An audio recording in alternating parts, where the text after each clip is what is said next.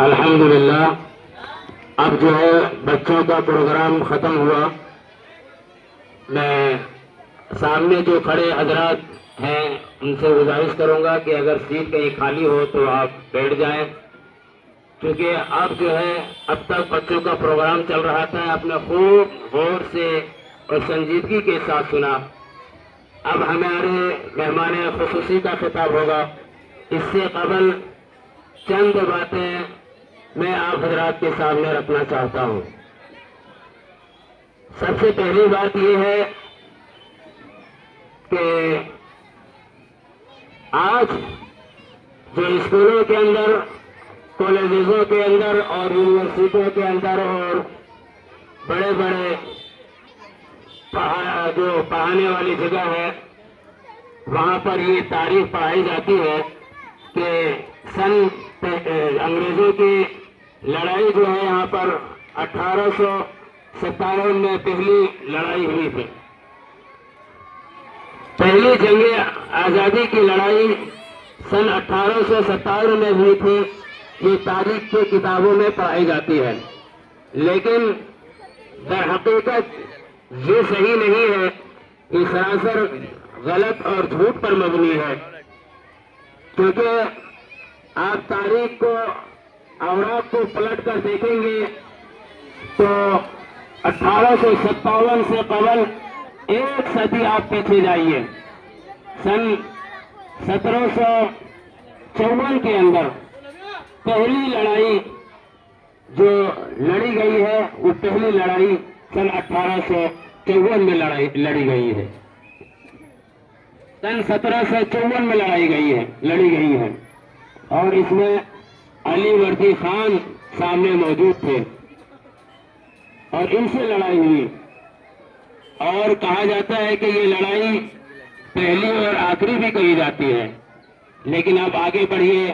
سن 1757 میں سراج الدولہ سے لڑائی ہوئی.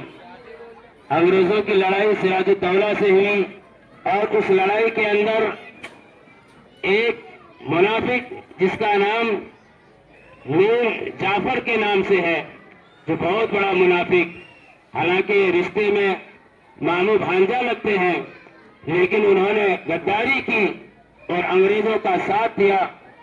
اور آتا ہے تاریخ کے اندر کہ سراج الدولہ کے پاس غالباً 1.25 لاکھ فوج موجود تھے اور انگریزوں کے پاس صرف 30,000 کے قریب.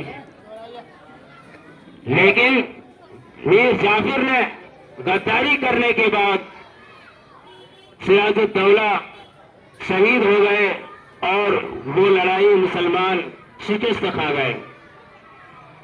آگے بڑھیے. یہ لڑائی یہی نہیں رکتی ہے. وہ لڑائی کی بات کر رہا ہوں جو 1857 سے قبل کی لڑائی ہے، اس سے پہلے کی لڑائی ہے.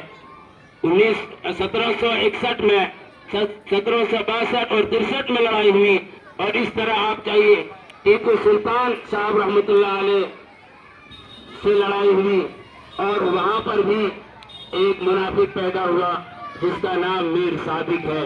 یہ دو منافق کی وجہ سے جو ہے انگریز پوری طرح ہندوستان میں قبضہ کر لیا. جب انگریز ٹیپو سلطان کے قلعے پر داخل ہوئے اس وقت ٹیپو سلطان کو پتہ لگا کہ انگریز قلعے کے اندر داخل ہو چکے ہیں.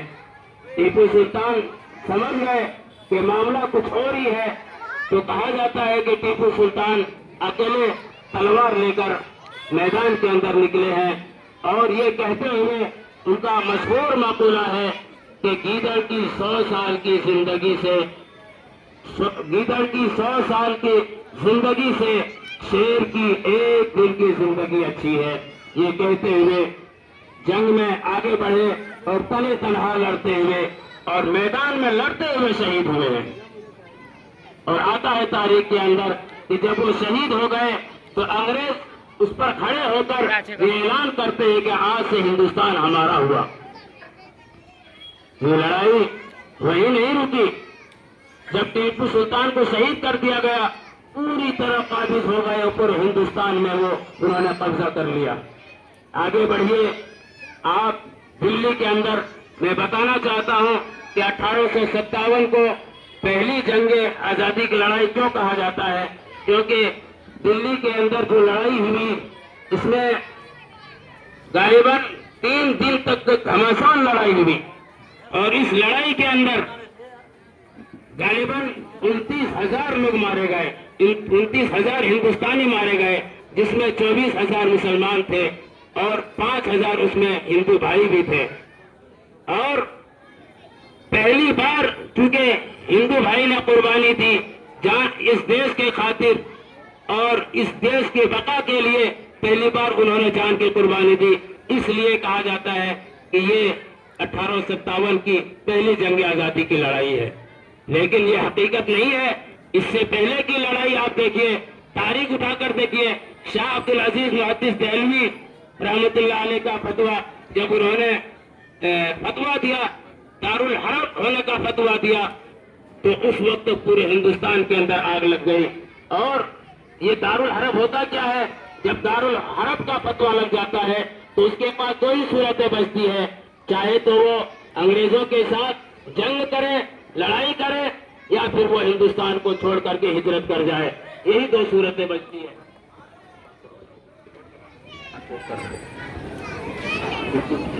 میں مختصر کر رہا ہوں، یہ لڑائی بہت سارے مسلمانوں نے کہا جاتا ہے کہ 1857 سے پہلے 1 صدی جو گزری ہے، 100 سال، وہ تنہا مسلمان اکیلے لڑے ہیں، اور 1857 کے بعد ہندو، مسلم، سکھ، عیسائی سب مل کر کے لڑے ہیں۔ پھر یہ ہندوستان سن 1947 کو آزاد ہوا۔ آپ اس جنگ آزادی میں مولانا محمود حسن دیوبندی رحمت اللہ علیہ کو فراموش نہیں کر سکتے۔ ریشمی رومال کی تحریک چلائی انہوں نے، اور جب ریشمی رومال کی تحریک چلائی تو وہ سب سے بڑے دشمن بن گئے۔ کہا جاتا ہے کہ انگریز کا سب سے بڑا دشمن ٹیپو سلطان تھا، تو ان کے بعد اگر کوئی سب سے بڑا دشمن ہے تو مولانا محمود حسن دیوبندی رحمت اللہ علیہ کا نام آتا ہے۔ جب وہ حج کے لیے سعودی عرب گئے اور وہیں پر ان کو گرفتار کیا گیا۔